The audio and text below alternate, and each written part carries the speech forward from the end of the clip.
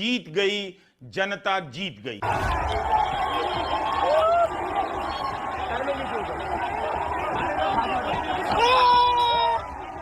यह खबर पहुंचते ही जंतर मंतर का माहौल बदल गया। लोग खुशी से नाचने गाने लगे। उनकी यह बहुत बड़ी जीत है। यह दृश्य किसी सपने से कम नहीं। जेनजी ने वाकई कमाल कर दिया है। अभिजीत दीपके ने कहा, we have done it. Deepke ने कहा कि क्या कहते थे, इस सरकार में इस्तीफे नहीं होते, मगर इस्तीफा हो गया।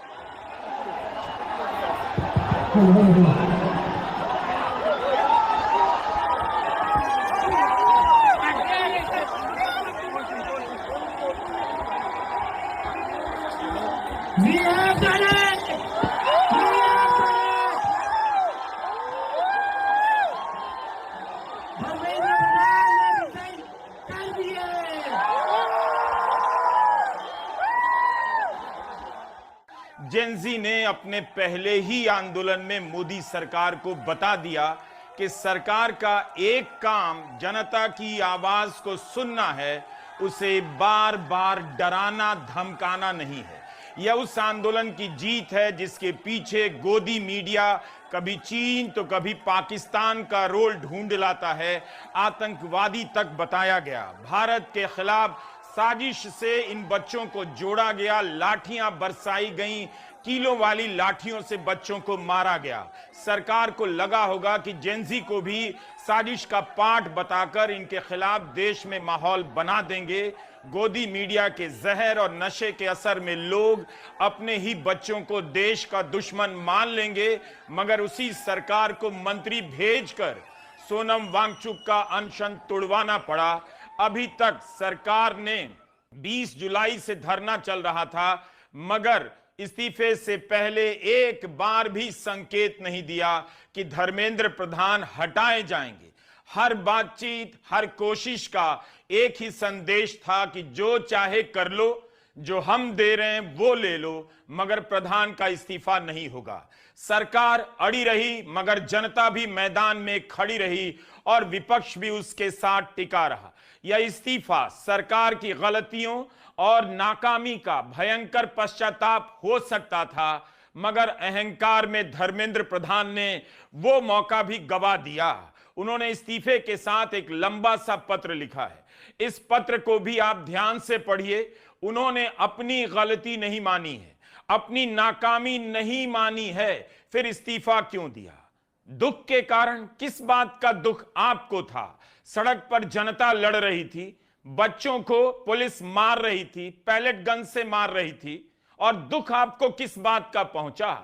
इस्तीफे का कारण धर्मेंद्र प्रधान ने बताते हुए लिखा है कि जंतर मंतर पर और देश में जो स्थिति बनी है, इस स्थिति का राष्ट्र विरोधी ताकतें लाभ ना उठाएं, देश की एकता बनी रहे, भारत के एक भी विद्यार्थी का भविष्य कानूनी पेचीदगियों में ना उलझे, हमारे बच्चे अपना समय पढ़ाई में लगाएं, करियर बनाने पर फोकस करें। इसी बात पर विचार करते हुए मैंने अपना त्यागपत्र माननीय प्रधानमंत्री जी को भेज दिया।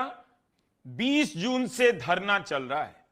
26 जुलाई को धर्मेंद्र प्रधान को ख्याल आता है कि बच्चों की पढ़ाई का समय बर्बाद हो रहा है, कानूनी पेचीदगियों में फंस रहे हैं, जबकि इन्हीं पेचीदगियों का सहारा लेकर बच्चों को डराया गया। यह भी खबर आई कि जो लोग वहां जा रहे हैं उनका पता लेकर उनके माता पिताओं तक पुलिस पहुंच रही है, उनका हिसाब किया जा रहा है। इस तरह की खबरों और चर्चाओं से लोगों के बीच, जेनजी के बीच भय का माहौल बनाया गया, मगर युवा नहीं माने। तब जाकर धर्मेंद्र प्रधान को इस्तीफा देने का ख्याल आता है। कम से कम उन्हें यह बात नहीं लिखना चाहिए था कि देश की एकता के लिए और राष्ट्र विरोधी ताकतों को लाभ ना मिले, इसके लिए इस्तीफा दे रहे हैं। जो छात्र धरने पर बैठे हैं वो इस देश को हमसे, आपसे, किसी से कम प्यार नहीं करते। और विदेश मंत्रालय के प्रवक्ता ने एक दिन पहले 25 जुलाई को कहा तो था कि इस आंदोलन के पीछे विदेशी फंडिंग के कोई प्रमाण नहीं।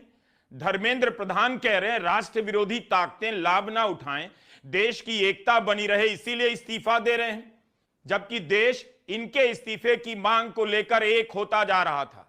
देश शिक्षा व्यवस्था की बर्बाद हालत को लेकर एक होता जा रहा था। देश परीक्षा से लेकर पढ़ाई की व्यवस्था की हालत को समझने लगा था और उसके खिलाफ कुछ करने के लिए, उसे ठीक करने के लिए एक होता जा रहा था। लेकिन धर्मेंद्र प्रधान देश की इस एकता को दूसरे नजर से देखते हैं और इस्तीफे का कारण जो मांग है वो ना बताकर बहाना बनाते हैं।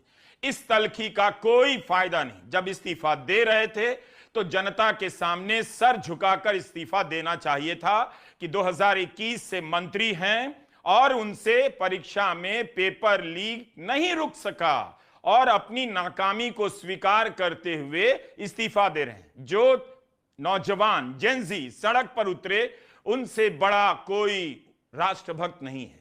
वे अपने लिए और आने वाले भारत की शिक्षा के लिए सड़कों पर निकले।